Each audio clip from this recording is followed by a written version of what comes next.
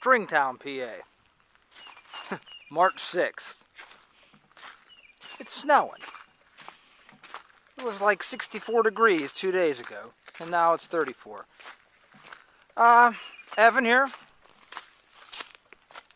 from Southwestern PA Blogs, and recently Chip posted a video of him and his Rice's Landing mines, the little personal mines that they had around here, basically just for personal use. And I have some beneath my house, as posted on an earlier blog. So I thought today, since it's a lazy Sunday, I'll just walk on down there and video them.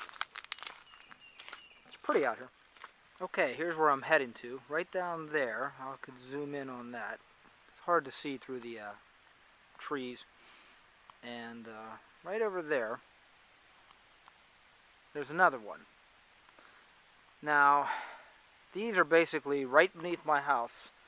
What you saw in the beginning, that stone house, that was mine. And the road basically ends in a dead end.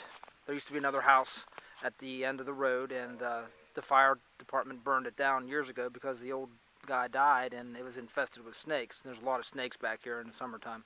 You got to keep your yard down. And this is a path that goes down to the Mon River. Basically, it ends up about a couple hundred yards north of the water plant, Pterodactyl, as we used to call it back in the day in Party, waterworks. And from what I understand, there was ferries up and down these rivers, big ones, big metal ones, big smaller wooden ones, and from what I've heard, this was one of them. Probably the access road at one point to such a ferry, and right now it's used for the local people and the four-wheelers and dirt bikes and bicycles like myself. We have river access to this down here, down the old railroad bed down there. It's not improved, the trail, which is good. It's just for basically dirt biking. It's not really for like a rails to trails yet, although there's talk about it.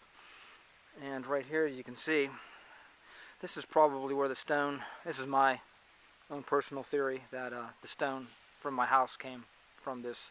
Looks like this at one time this was quarried out of sandstone. So it's on head on down there, see what we can get.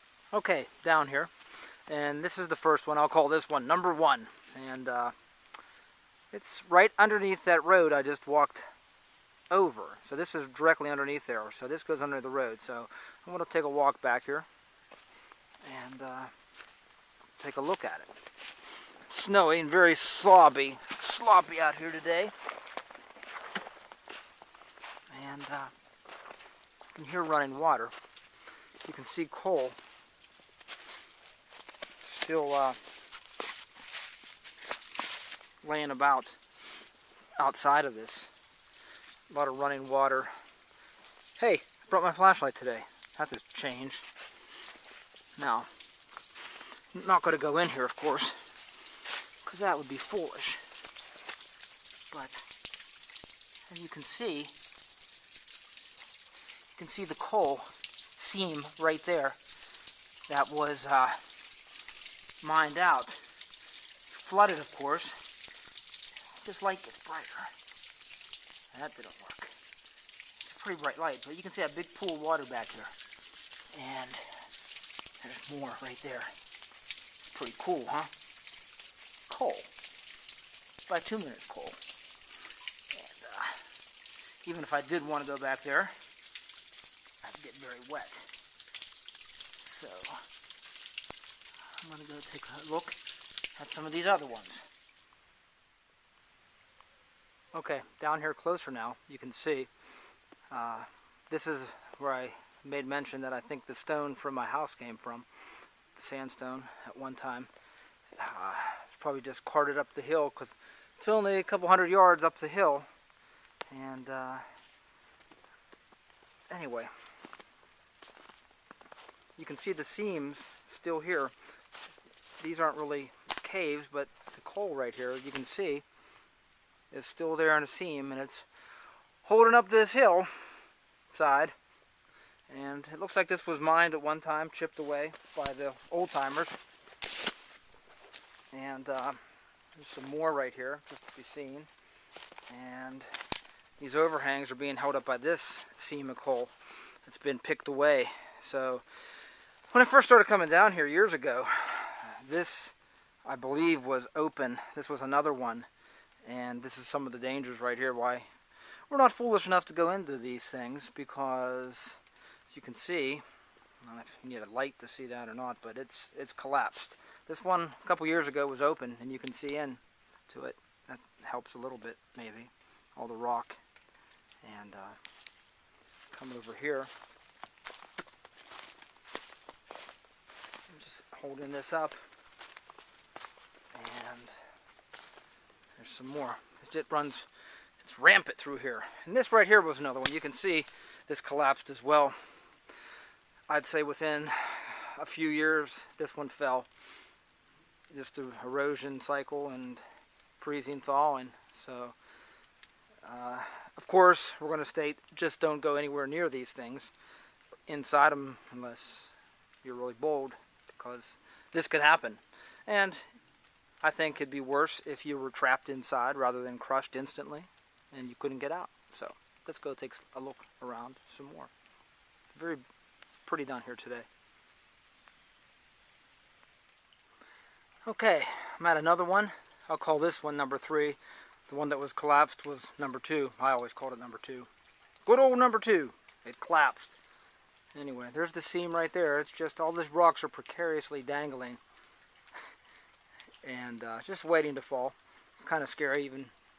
Not really scary, just standing here, along here. And this one right here, got my light. Let's go a little bit closer to this one. And well, there's a couple cinder blocks in there. I can see those right there. Sound of running water. So you know this is getting eroded away inside of there. Right there. Got the post. The old post holding up the roof there along the coal seam, which was dug out. Look at that seam right there. That's a good 4 foot thick right there, and they just kind of rigged that up there. A little bit of shimming, and you can see it's still very wet inside of here. Look at that. See, look at that. There's another post right there, and probably can't. Yeah, another post. The seam continues on back. Look at that. I can see down yonder another post back there. Let me zoom in on that if I can. And way back there is another one. And the falling water is everywhere. Flooded.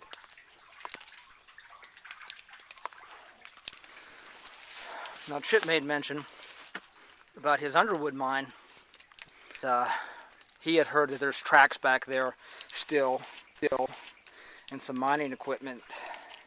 But I don't think there's anything like that in here whatsoever. There might be some old equipment and trash back there, period stuff, but I think these were just mined out by people that used to live around here for heating. This wasn't really a commercial operation like the Underwood mine was that Chip blogged about.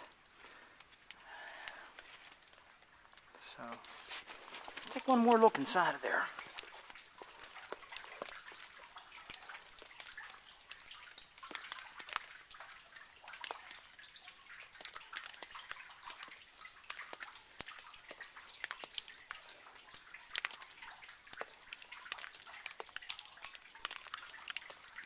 This camera's getting nice and wet.